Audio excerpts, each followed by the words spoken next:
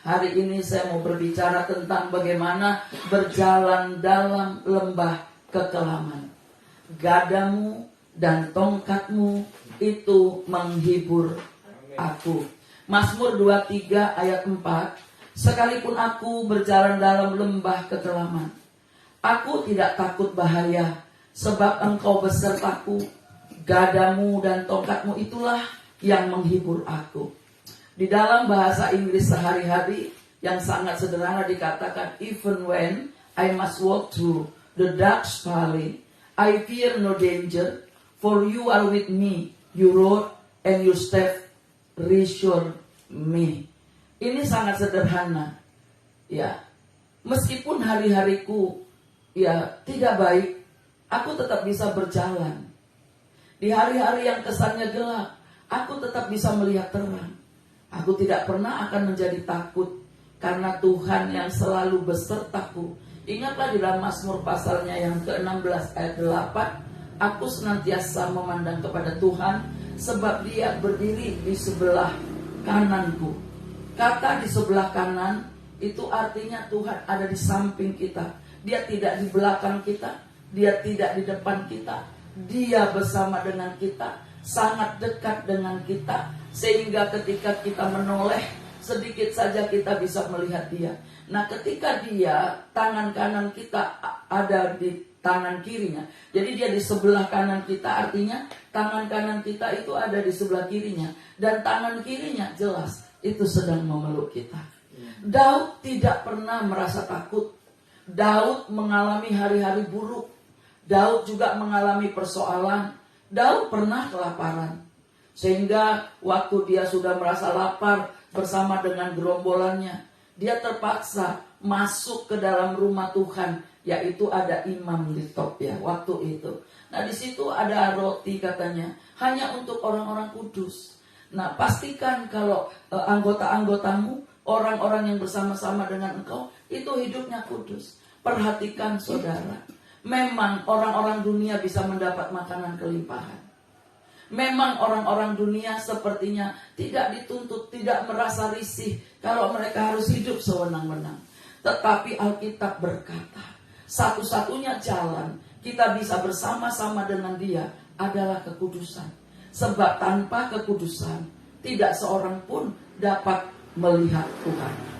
Nah, kalau kita melihat bahwa Daud berbicara tentang di Mazmur 23 ayat 4 ini, Daud itu tahu dan paham sekali. Kita tahu bahwa di padang gurun ketika dia menggembalakan kambing domba, di waktu dia belum diurapi menjadi seorang raja, dia melakukan tugasnya dengan baik. Padang gurun, lembah, itu adalah tempat yang paling akrab dengan Daud. Banyak sekali pikiran yang sering kita berpikir bahwa jika kita berjalan bersama Tuhan, jika kita berjalan dengan semua spiritual blessing yang Tuhan sedang lakukan di Peidalet ini, kita selalu berpikir itu berbicara cuma kebaikan, berkat, dan berkat. Tetapi bagaimana kita bisa melihat bahwa Allah itu benar-benar memberkati? Ketika kita sedang ada di dalam perjalanan hidup ini, kita tahu, kemarin pagi saya katakan, tidak pernah sekalipun ada orang-orang, baik dia orang Kristen, baik dia non-Kristen, orang percaya, ataupun orang-orang masih bergelut dengan dunia, sekali waktu memang dia terus akan masih bergumul menghadapi kehidupan ini. Tetapi satu hal yang saya mau katakan kepada kita, bahwa setiap pagi selalu ada berkat. Bapak Ibu Saudara, di Israel itu jalanan menuju Yeriko, ada sebuah lembah yang disebut dengan lembah kekelaman, atau the darkness of valley. Valley of the darkness, sama, atau the valley of tears. Ini ada satu lembah di mana ketika mereka melewati lembah itu, dan ketika angin bertiup, di lembah itu banyak sekali tumbuh-tumbuhan liar. Bahkan ada satu tumbuh-tumbuhan yang begitu lebat di tempat itu, di mana ketika orang-orang lewat di situ dan angin sedang bertiup menyebabkan mata mereka akan berair. Ada satu rasa pedas yang akan muncul ketika melewati itu, dan tidak bisa tidak ketika mereka berjalan dari Yerusalem untuk menuju Yeriko, nggak ada jalan lain. Hanya satu jalan itu. Saudara, ini secara rohani bisa kita ambil pengertiannya, dapatkan pewahyuannya, bahwa ikut Yesus nggak ada jalan lain kecuali pikul salib.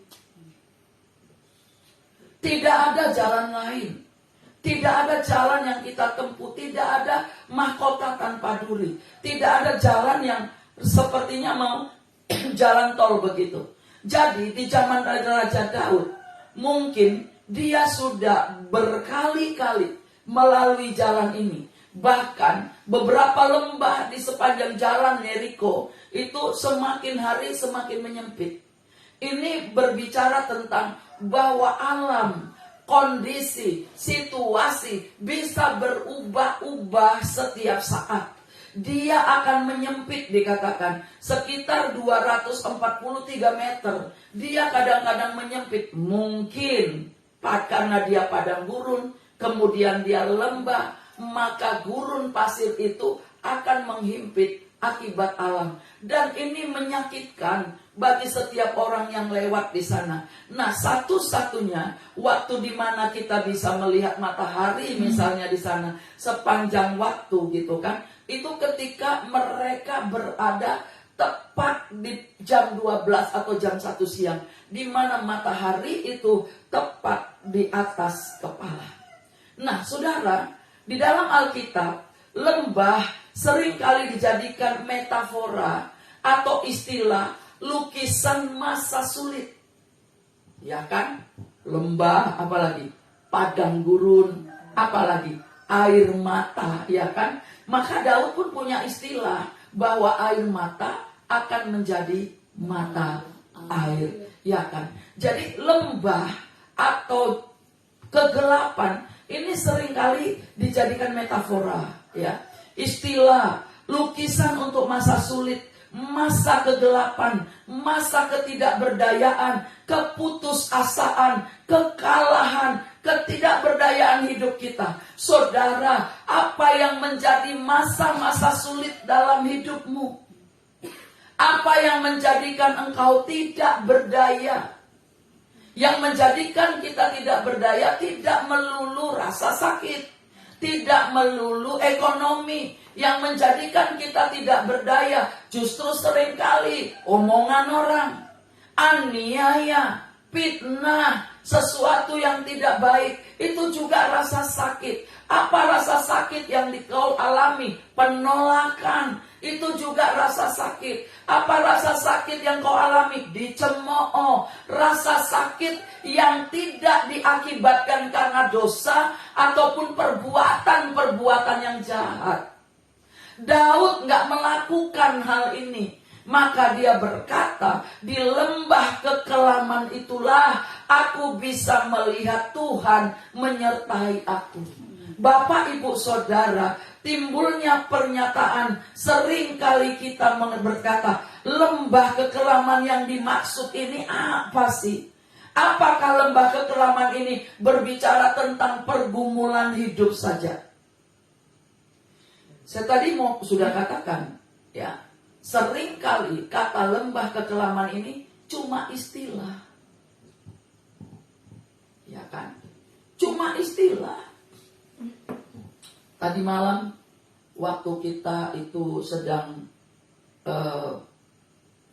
praise, worship, saya mulai memperhatikan, apakah kita ini sebenarnya sedang ada di dalam lembah kekelaman atau dalam kemenangan? Saya diam, saya perhatikan. Tapi waktu hadirat Allah itu begitu kencang, luar biasa. Turunnya itu luar biasa. Orang-orang yang melihat live itu bisa merasakan. Ada komentar-komentar yang berkata, wah. Kenapa? Karena kita sudah menang. dari lembah-lembah kekelaman dan bayang-bayang maut ini. Kita harus ingat bahwa pujian penyembahan di dalam gereja itu bukan hanya kegiatan rutin biasa.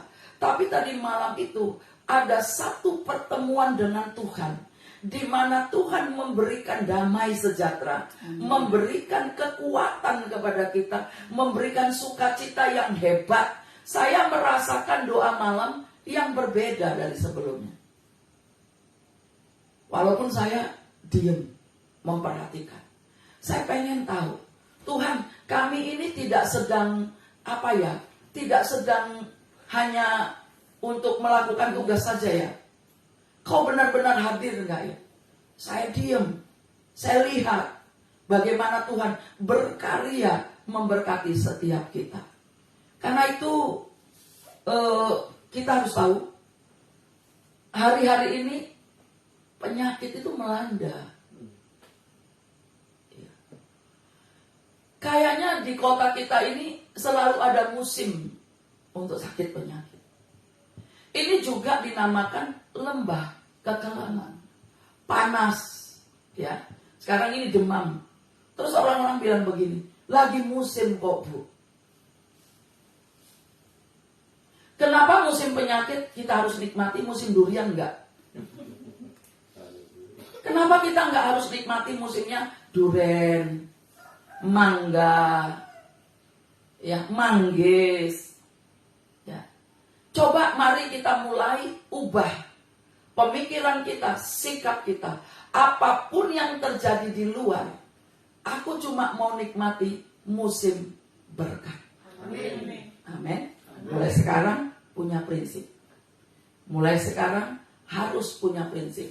Ingat bahwa saya pernah bagikan kepada kita waktu kita masuk di tahun baru. Ada deklarasi-deklarasi iman yang saya bagikan. Bahwa saya adalah manusia roh yang menikmati hubungan dengan Tuhan setiap hari. Yang mengalami kemenangan bersama Tuhan dengan Tuhan setiap kali. Meskipun aku kadangkala lewat di lembah kekelaman. Tetapi satu hal, aku manusia rohani yang menikmati kebaikan Tuhan. Amin. Nah sebenarnya ini loh yang malas kita perkatakan. Ya saya nggak tahu apakah kita masih perkatakan atau diam saja, atau kita juga menyetujui sama seperti orang-orang dunia, orang-orang yang beragama, orang-orang yang beribadah, tapi bilang nggak apa-apa itu balik. Memang lagi musimnya. Kita mempersilahkan setan penyakit masuk. Memang lagi musimnya demam flu pilek. Nggak apa-apa. Ayolah berobat saja. Tapi mari sekarang kalahkan iblis. Luntuhkan kekuatannya. Hancurkan dia. Katakan hari-hari ini, aku hanya menikmati kasih dan anugerah Tuhan. Sesuai dengan Mazmur 91. Bahwa Allah akan selalu memberikan kepadaku segala kebaikan, kemurahan. Oh, aku selalu menikmati tubuh yang sehat, sebab roh Allah ada di dalamku, dan aku akan menikmati kasih setianya setiap hari, setiap hari, setiap hari. Amin. Amin.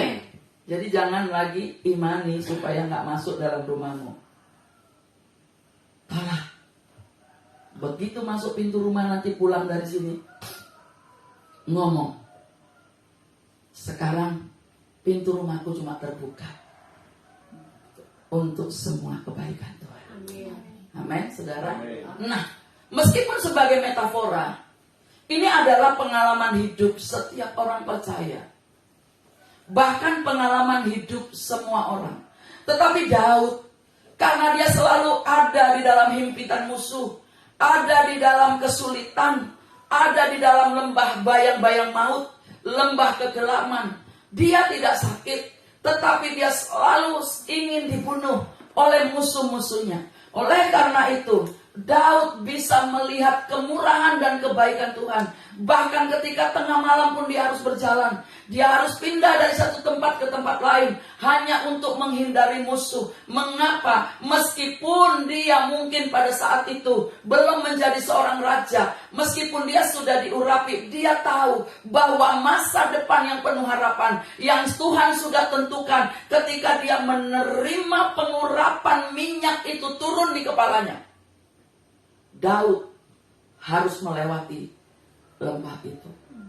Bapak Ibu yang terkasih, saudara-saudara jemaat online yang terkasih, ada timbul pertanyaan, apakah lembah kekelaman yang dimaksudkan dalam nas ini adalah berupa pergumulan hidup? Ya. Yang pertama, lembah adalah bagian dari kehidupan. Lembah adalah bagian dari perjalanan. Alkitab berkata dalam Ulangan pasal 11 ayat 11. Perhatikan, ketika Musa waktu itu menghadapi ada banyak sekali perjalanan dikarenakan ketidaktaatan bangsa ini ketika mereka keluar dari Mesir. Ulangan pasal 11 ayatnya yang ke-11. Demikian firman Tuhan. Tetapi negeri kemana kamu pergi untuk mendudukinya ialah negeri yang bergunung-gunung dan berlembah-lembah, yang mendapat air sebanyak hujan yang turun dari langit. Saudara, lembah tidak bisa dihindari. Karena Alkitab kita sudah menyatakan dan Tuhan sudah berfirman kepada Musa untuk bangsa Israel ini bahwa mereka akan pergi ke satu negeri dan akan mendudukinya. Tetapi negeri yang mereka duduki ialah bergunung-gunung. Jadi kalau ada gunung sudah pasti ada lembah. Kayaknya seperti Gunung Sitoli. Ya, kita ini hidup di kota yang bergunung-gunung dan berlembah-lembah. Tidak semua jalan yang kita lewati itu datar. Bahkan dikatakan mendapat air sebanyak hujan yang turun dari langit. Artinya begini, lembah memang gak bisa dihindari. Kita sedang mendaki keluar dari lembah kesukaran ini. Tetapi perkataan yang terakhir, Tuhan berkata, yang mendapat air sebanyak hujan yang turun dari langit. Tuhan mengatur berkat bagi setiap orang. Di mana kita sedang berjalan keluar dari lembah kesukaran, atau sedang berada di tengah-tengah kesukaran sekalipun, atau sedang mau lewat menuju tempat tetapi nggak harus lewati masa sukar ini adalah namanya kehidupan, tetapi Tuhan menyediakan. Tuhan senantiasa hadir. Bahkan dia ngomong begini, sebanyak air hujan yang turun, itulah yang akan menjadi minumanmu, menjadi berkat bagimu. Artinya kita nggak perlu takut apapun, sebab Tuhan sudah memberikan takaran. Tuhan sudah menentukan berkat setiap kita. Kita tidak bisa memaksakan diri, tetapi kita terus berjalan bersama Dia. Apa yang Tuhan tetapkan tidak bisa diambil orang lain. Jadi jangan takut, nggak perlu serakah, nggak perlu ngoyo gitu. Tuhan itu pasti sediakan. Sebab kalau Dia berjanji, Tuhan tuh nggak pernah nggak menepatinya. Amin, saudara. Amin. Yang kedua, lembah terjadi pada semua orang. Saya tadi udah ngomong, kita tua, muda, miskin atau kaya, kita orang beriman atau cuma orang Kristen agamawi. Lembah kehidupan, lembah penderitaan, itu bisa terjadi bagi semua orang, baik orang bebal maupun orang baik. Semua akan alami, tetapi kita harus percaya. Perhatikan ya, orang-orang dunia yang rusak dan hancur itu sebabnya karena mereka gak mau jalan sama Tuhan. Kita punya masalah, kita gak harus hancur. Kenapa? Kita berjalan dengan Tuhan. Ya, Mazmur pasal 16 itu berkata begini, Engkau tidak membiarkan orang kudusmu melihat kebinasaan. Persoalan di depan mata, tapi mata kita tidak akan pernah melihat kebinasaan. Kita nggak akan melihat itu. Bahkan katanya orang-orang kudusnya tidak akan dibiarkan masuk lembah kematian. Begini, persoalan bagi orang percaya tidak mendatangkan kebinasaan. Persoalan bagi orang percaya tidak mendatangkan kematian. Saya pernah ditanya seseorang, Bu, kenapa kalau setiap kali khotbah selalu ada bicara hal yang gak enak, bicara tentang penderitaan, pikul salib ini dan itu. Tidakkah kita bisa memperoleh dari Tuhan bahwa kita ini terus menerus hanya akan diberkati dan diberkati? Iya, saya pun mengalami berkat Tuhan yang mengalir terus menerus. Tetapi di dalam menjalani kehidupan kita nggak pernah bisa pungkiri bahwa kita juga sering kali masuk dalam banyak hal persoalan, kecil maupun besar. Karena itu jangan sepelekan. Kita harus hadapi. Kita harus betul-betul sertai dengan doa kita. Tuhan tidak pernah biarkan orang-orang kudusnya. Saudara perhatikan, hal-hal yang buruk bisa saja terjadi. Kapan saja bisa terjadi. Kita tidak pernah kebal terhadap apapun di dalam dunia ini. Tapi dengar baik. Coba buka Mazmur 34 ayat 19. Semua coba buka. Supaya kita betul-betul bisa nikmati. Mazmur 34 ayat 19. Ya, Mazmur 34 ayat 19. Yang ketemu katakan yes. Yes. Nah, mari kita baca sama-sama. 2, 3, iya. Tuhan itu dekat kepada orang-orang yang patah hati, dan Ia menyelamatkan orang-orang yang remuk jiwanya. Sebelumnya, Apabila orang-orang benar itu berseru-seru, maka Tuhan menyerah dan melepaskan mereka dari segala kesesakannya. berarti kan memang ada kesesakan, ada sakit penyakit. Tapi ini gak jadi persoalan berat. Tuhan bilang kalau kamu lagi kesesakan, berseru. Amin. Lagi kejepit, berseru. Kata berseru artinya minta tolong sama Tuhan. Orang yang suka berseru sama Tuhan, itu adalah orang yang selalu ngandelin Tuhan. Dia sadar hidupnya gak bisa jalan sendiri. Perhatikan firman Tuhan berkata, kemalangan orang benar banyak. Tapi saya mau katakan, kemalangan orang dunia, orang yang gak anak Tuhan juga banyak. Tapi buat mereka sepertinya itu merupakan satu kehidupan yang mereka nikmati. Kemalangan orang benar bukan dosa. Bukan diakibatkan karena dosa ya. Kemalangan orang benar bukan karena kita itu jatuh dalam dosa. Kemalangan orang benar banyak, tetapi Tuhan melepaskan dia dari semua itu. Perhatikan, tadi kalau kamu dalam kesesakan, berseru kepada Tuhan, dan Tuhan pasti menolong. Yang ketiga, lembah tidak bisa diprediksi, kawan. Kalau kita sedang naik pesawat, cuaca baik, rasanya langit biru, seneng banget. Kita nggak bisa prediksi 5 menit ke depan. Di satu daerah tertentu, tiba-tiba ada goncangan. Kenapa? Kita nggak bisa prediksi. Karena kita nggak bisa memprediksi apapun yang terjadi di dalam kehidupan kita. Kita tidak pernah, kan nggak ada yang berencana sakit ya. Nggak ada bilang gini, tahun depan sakitlah dulu aku. Sakitlah dulu aku 3 bulan. Ya. Jadi dengar yang sakit. Dengar orang-orang yang sedang dirawat ini. Ini bukan rencanamu. Kamu gak punya rencana untuk hidup sakit.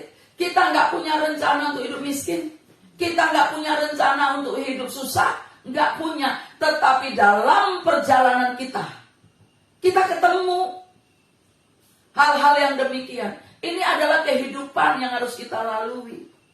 Amin. Artinya, waktu kita ikut Yesus, Iring Yesus bukan berarti semuanya indah, langit biru, pelangi-pelangi. Enggak, saudara. Bukan. Kita berjalan bersama Dia. Kita hidupi firman. Kita jalani hidup kita. Tapi kita ketika ketemu hal-hal yang kurang baik, percaya Allah selalu siap menolong kita. Amin. Dia selalu menolong kita. Jadi rencananya nggak ada. Coba diantara kita yang hadirin, coba rencanakan dulu. Aku nama lah dulu 3 bulan. Nggak ada. Ya, nggak ada. Jadi masalah biasanya datang pada saat terburuk, ketika kita tidak punya waktu, kita tidak siap. Gini, perhatikan perjalanan bangsa Israel. Saya kalau baca kitab Keluaran, Imamat, Bilangan, masuk kepada Ulangan. Ini semua bicaranya tentang hal-hal yang bikin kita sebel. Sebentar baik, sebentar ngelawan, sebentar begini, sebentar begitu. Ini kehidupan yang gak baik. Tapi perhatikan, Tuhan tetap menuntun mereka apabila mereka berbalik.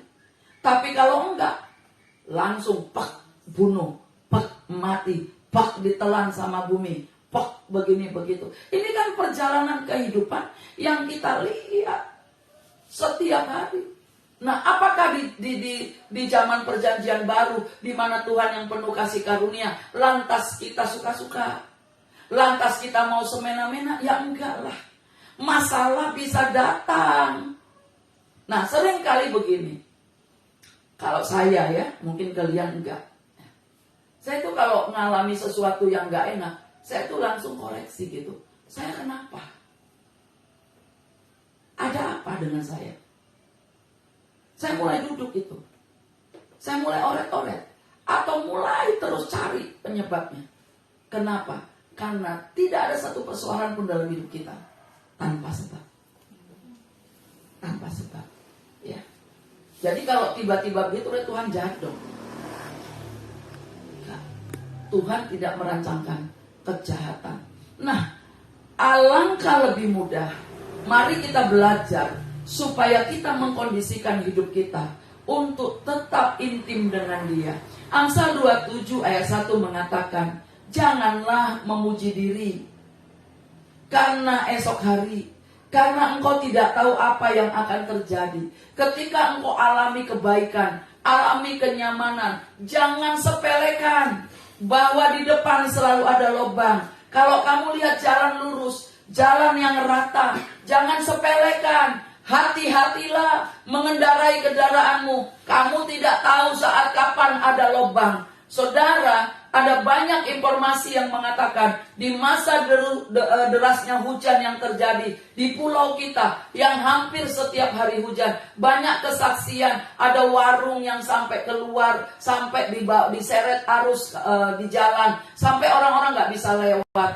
Katanya bahkan ada tiba-tiba air keluar dari mata air di dalam rumahnya. Semua bisa terjadi. Tapi percayalah, di tengah-tengah kesesakan kita, di tengah-tengah ketidakbaikan kita, ketika kita berseru-seru kepada Tuhan, pasti Tuhan menjawabnya. Amin. Yang terakhir, yang keempat, lembah hanya sementara. Katakan amin. Amin. Gak selamanya hidup susah. Kita tidak akan tinggal dalam pengalaman lembah. Perhatikan, waktu mereka dari Yerusalem hendak ke Yeriko, atau dari Yeriko hendak ke Yerusalem, mereka akan lewati lembah itu. Tetapi mereka tidak tinggal di situ. Mereka cuma melewatinya. Mereka cuma merasakan sedikit pedasnya pohon tumbuhan yang seperti bawang-bawangan. Jadi ada pohon-pohon di situ, tumbuh-tumbuhan di situ yang seperti bawang-bawangan. Jadi waktu mereka lewat, karena padang gurun itu kan banyak angin. Begitu anginnya bertiup, belum lagi pasir yang berterbangan, mereka harus menutup mata mereka, menutup hidung mereka. Mereka harus berjalan dengan pelan-pelan sekali. Saudara perhatikan, di padang gurun tuh pakaian mereka itu kalau lewat itu semua ditutup karena panas terik. menggigit sekali. Kemudian kadang-kadang ketika angin terbang itu, debunya bisa masuk mata. Makanya secara geografis mereka pakaiannya seperti itu. Ya. Tapi kalau kita udah nggak cantik kalau pakai baju begitu, nggak ada padang gurunnya, ya. Itu makanya dipakai. Jadi mereka akan tutup mata mereka dengan cadar yang tipis supaya mata mereka tetap melihat dan hidung mereka tertutup sehingga mengurangi rasa pedas.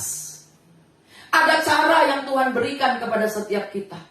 Meskipun mereka lewat di tempat yang sukar itu, saudara, semua masa sukar ada expirednya. Amin. Ada expirednya. Jadi jangan terus merasa sukar. Masa sukar itu seperti terowongan. Ya, kalau kita naik kereta api Jakarta Bandung, itu kita akan lewati beberapa kilometer terowongan. Itu gelap, saudara. Saya kalau udah lewat di situ saya sesak.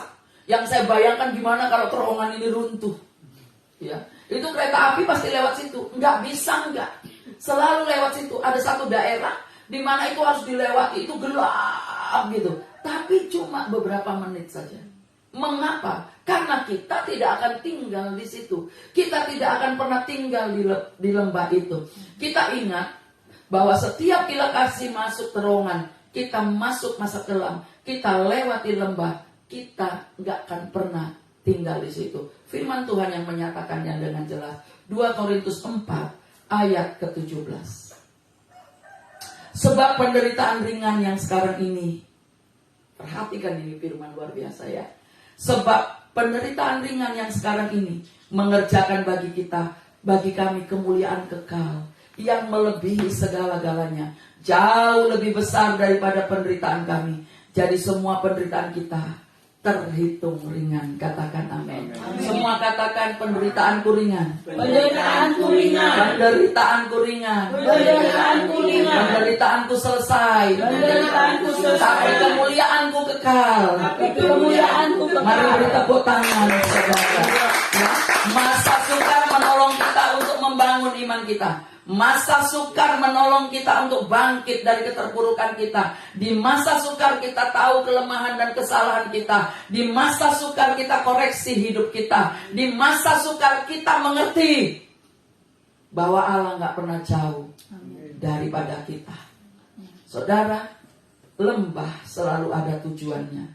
Tuhan punya alasan untuk kita ketika kita ada di lembah itu. Jangan kecewa, jangan putus asa, jangan patah semangat, jangan depresi, tetaplah tidur nyenyak.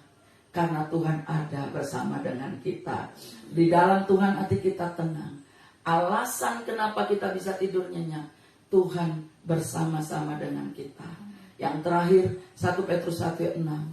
Bergembiralah akan hal itu. Sekalipun sekarang ini kamu seketika harus berduka cita oleh berbagai-bagai pencobaan. Sekalipun ya dalam beberapa hari, dalam beberapa bulan, dalam beberapa minggu kamu menderita sakit penyakit, percayalah, kau tidak akan tinggal di situ. Kau akan mengalami kesembuhan. Percayalah bahwa pencobaan penyakit itu enggak kekal sifatnya, akan expired. Katakan amin. Akan expired. Pencobaan-pencobaan yang kita alami adalah pencobaan biasa yang tidak melampaui kekuatan manusia. Tapi kita juga akan alami ada lembah keuangan, ada lembah kesejahteraan. Kita akan masuk di situ. Enggak selamanya lembah itu berbicara kesukaran. Di lembah ada mata air. Di lembah ada rumput yang hijau. Ya, Daud berkata, Tuhan adalah gembalaku. Dia menuntun aku di padang rumput yang hijau. Di dalam lembah juga ada kesehatan, ada kebaikan. Karena itu, marilah pagi hari ini sekali lagi perkatakan bahwa kamu manusia roh. Mungkin Tuhan pengen kita terus mendeklarasikan, menyatakan iman kita supaya dunia dengar, supaya iblis gemetar bahwa kita manusia roh yang menghidupi semua firman dan janji-janji Tuhan. Tuhan memberkati kita.